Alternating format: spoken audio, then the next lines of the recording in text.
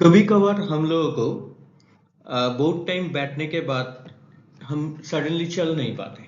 एक burning sensation होता है पैर में, थोड़ा रुक के जाना पड़ता है। और समटाइम्स हम लोग फील करते हैं थोड़ा वीकनेस, फटीग, डिजीनेस। ऐसे सिम्टम होता है तो इसका कारण विटामिन डेफिशिएंसी रिलेटेड एनीमिया हो सकता है। तो आज इस वीडियो में हम डिस्कस करेंगे नेक्स्ट 3-4 मिनट में इसका एक सीबीसी रिपोर्ट से कैसे पता चलता है एनीमिया किसके वजह से हुआ है, इसका sign and symptom and recovery process with timelines. So welcome to रोगोपुरिका health guide channel.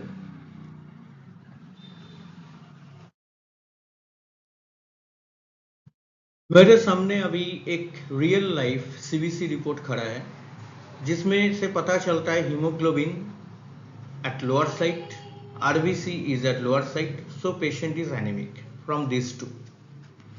Now if I consider the MCV, it is more than 100.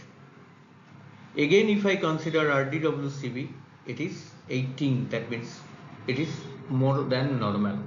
So that speak about a anemia due to iron deficiency.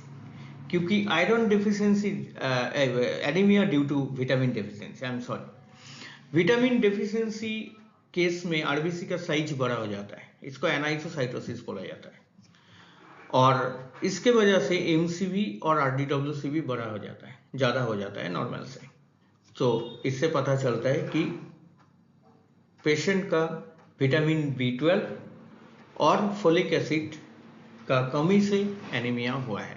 Now to जज, identify, confirmatory vitamin B12 ना folic acid कौन सा कम होने से ये anaemia हुआ है, उसके लिए आपको ये दोनों टेस्ट करना पड़ेगा। Either vitamin B12 and folic acid दोनों टेस्ट करके कंफर्म होना पड़ेगा। अभी इस सिचुएशन में साइन एंड सिम्टम देखेंगे तो क्या कैसे पता चलता है, बॉडी में क्या असर पड़ता है इसका। Definitely we feels weak, fatigue, skin become pale, light headness, dizziness, shortness of breathing trouble भी हो सकता है। और specifically vitamin B12 related anaemia होगा तो नर्व में इफेक्ट पड़ेगा, and due to the effect on nerve, tingling और numbness in hand and feet, it is common. Burning sensation आएगा पैर में, सडनली बैठने के बाद चलने का टाइम लगेगा पिन जैसे कुछ घुस गया है अंदर, तो difficult to walking. Memory problem आ सकता है एंड माउथ में अल्सर हो सकता है। नर्व का जो भी सिम्टम है, नर्व का जो भी प्रॉब्लम है वो रिकवरी नहीं होता है। सो पहले ठीक टाइम से इसका जज करना एंड उस हिसाब से ट्रीटमेंट स्टार्ट होना बहुत जरूरी है। आइडेंटिफाई करके स्टार्ट होना, ट्रीटमेंट स्टार्ट होना बहुत जरूरी है। और फोलेट रिलेटेड डेफिशिएंसी में माउथ अल्सर कॉमन होगा, इरिटेबल लगेगा, बट इन नमनेस, टिंगलिंग और जो मूवमेंट का प्रॉब्लम, डिफिकल्ट इन वॉकिंग और पिन जैसे सेंसेशन, बर्निंग सेंसेशन इन पैर, लेग्स, ये नहीं होगा। तो इससे पता चल सकता है कि folate related deficiency. Better to go for the test of vitamin B12 and folic acid related. Serious condition जब MCV is more than 100, CBC report से पता चलता है, तब हमको डॉक्टर के पास जाना जरूरी है, क्योंकि नहीं तो you will feel neurological symptoms which is non reversible. इसको हम रिपोर्ट ट्रीटमेंट करने के बाद भी रिवर्स नहीं करेगा, नर्व का परमानेंट डैमेज होता है।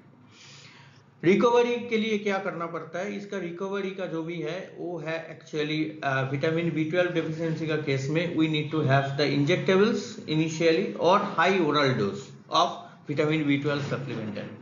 और if it is folic acid related deficiency, then we need to have the folic acid supplementary tablets along with diet correction. Diet correction is very important. You need to have more of eggs, milks, fish or meat types of food where vitamin B12 sufficiently available, or folate is available in greeny leaf vegetables we need to have more fruits, ये सब में ज़्यादा folate रहता है, तो it's recovery करेगा along with the treatment. तो faster होगा, ट्रीटमेंट फास्टर होगा, रिकवरी फास्टर होगा।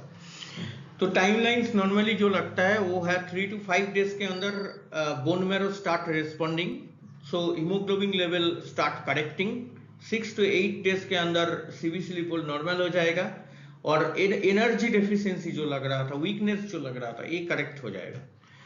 नर्व रिकवरी होने में महीने लग जाता है, नर्व रिकवरी होना डिफिकल्ट है, ट्रीटमेंट मैनेवर करना पड़ता है, तो यू विल गेट कंप्लीट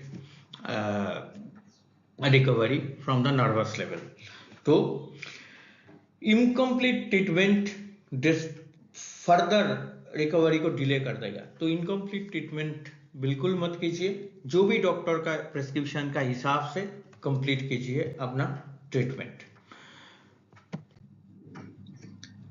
हमारा नेक्स्ट टॉपिक्स जो हम आ रहा है वो है microvascular complications due to long term diabetes. हम ऑलरेडी डिस्कस किया है माइक्रोवास्कुलर कॉम्प्लिकेशंस क्यों होता है, माइक्रोवास्कुलर कॉम्प्लिकेशंस क्यों होता है डायबिटीज केस में।